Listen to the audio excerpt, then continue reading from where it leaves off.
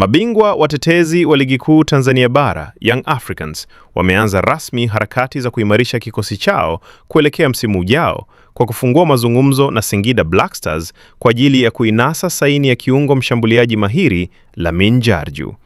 Inaelezwa kuwa Yanga wameingia sokoni mapema wakilenga kuongeza ubora na ushindani ndani ya kikosi chao, hasa wakijiandaa na majukumu mazito ya kutetea ubingwa wa ligi pamoja na kufanya vizuri katika michuano ya kimataifa. Uongozi wa klabu hiyo unaonekana kuwa makini sana safari hii, ukichagua wachezaji wenye uwezo wa kuleta mabadiliko ya haraka uwanjani.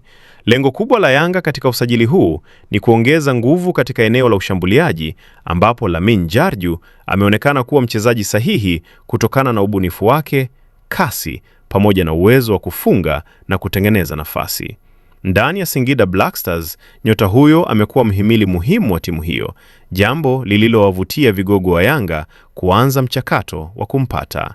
Taarifa za ndani zinaeleza kuwa benchi la ufundi la Yanga limevutiwa zaidi na namna Jarju anavyoweza kucheza nafasi zaidi ya moja mbele, kitu ambacho kinaendana na falsafa ya timu hiyo ya kucheza soka la kasi na kushambulia muda wote.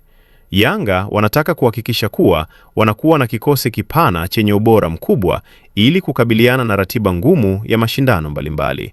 Mazungumzo kati ya Yanga na Singida Black Stars bado yako katika hatua za awali, lakini inaaminika kuwa kama kila kitu kitaenda sawa, dili hilo linaweza kukamilika kabla ya dirisha kubwa la usajili kufunguliwa rasmi. Taarifa zaidi, usiache kusubscribe chaneli yetu ya Usajili Wetu, uwe wa kwanza kupata taarifa zote za kimichezo. Pia tunapatikana kwenye mtandao yote ya kijamii: Facebook, Instagram, TikTok pamoja na Twitter kwa jina la Usajili Wetu. Jina langu ni Shabi Graphics.